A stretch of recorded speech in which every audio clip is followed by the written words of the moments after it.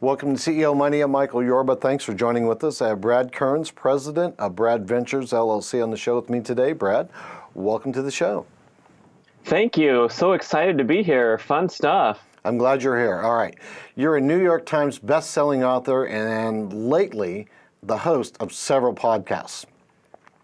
So give me a little bit of background on yourself and let's talk about what you're doing next.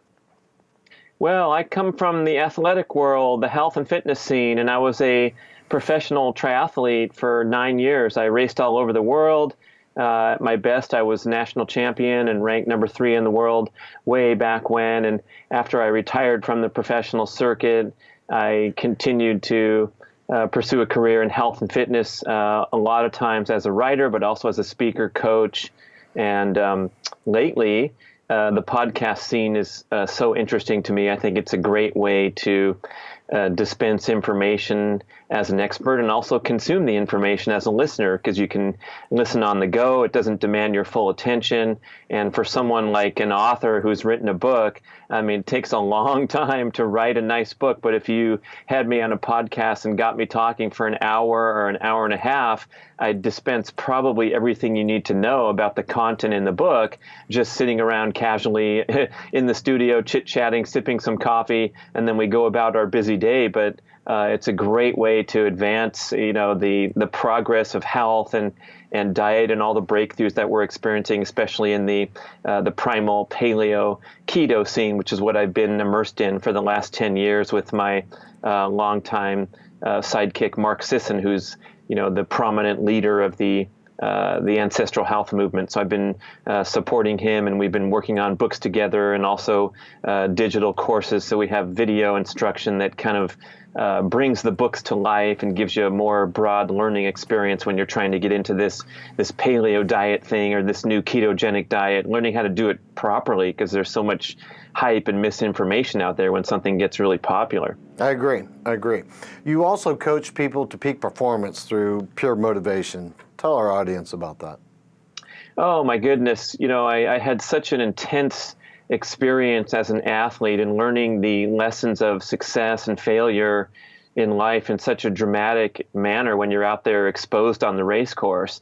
And the biggest lesson that I learned, and had to learn the hard way, was that your best results happen in a natural, flowing manner when you cultivate a pure motivation, rather than the traditional approach, which is that driven, intense, type AAA, go, go, go, press the gas pedal harder. And we think that's a path to success in the workplace and in career ambitions. And we're climbing the ladder and we're just driving and working harder, and all these things that we celebrate as the people who are putting in the most hours and going more intense and more competitive. And as an athlete, when you get out of balance with too much competitive intensity, what happens is you struggle and suffer and you make bad decisions, you get impatient, you let your emotions get in the way of proper decision making and problem solving when you're trying to progress as an athlete. So what I had to learn from the hard lessons of defeat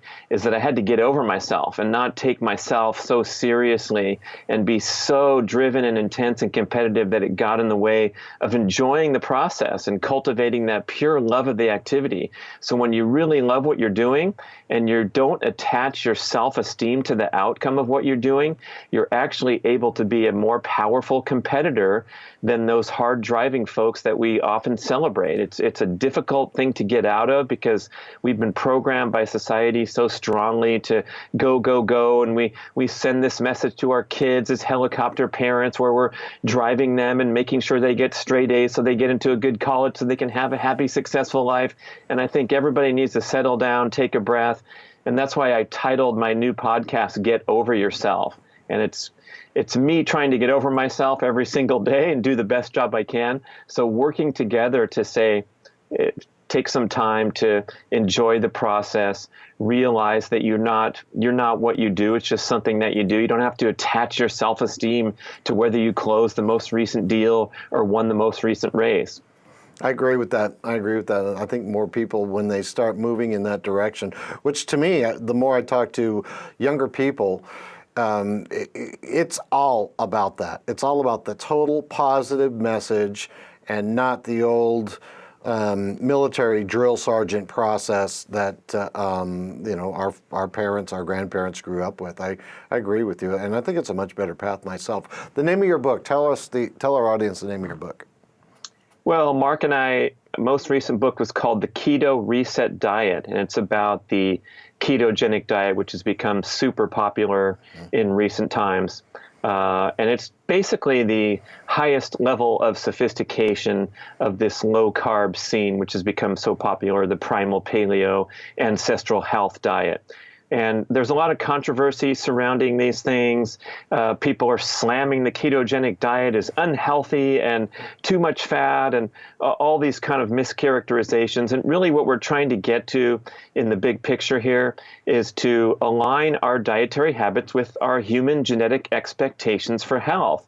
Namely, that we want to eat natural, wholesome, colorful foods that come from the earth and are as close to their natural state as possible. And what we've gotten away from in modern times is the vast majority of the calories in the standard American diet come from completely modern, highly processed, highly manufactured foods that are extremely hazardous to our health.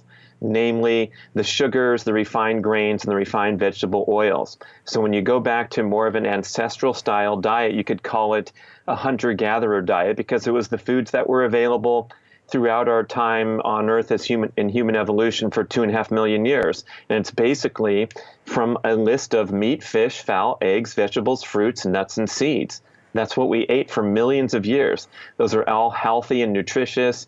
Now we have some concerns about the way that we produce the meat in modern life and the feeding operations, and people have a good argument against eating this heavily processed meat. So we're trying to look for the most healthy and nutritious sources of all the foods that we choose.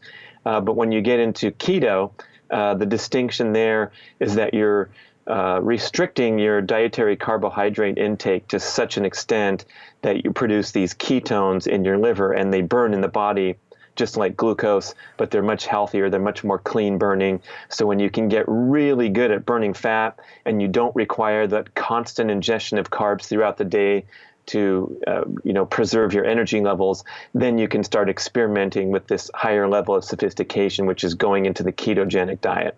Got it. Brad, thanks for being a guest on the show today. That was a great conversation with you.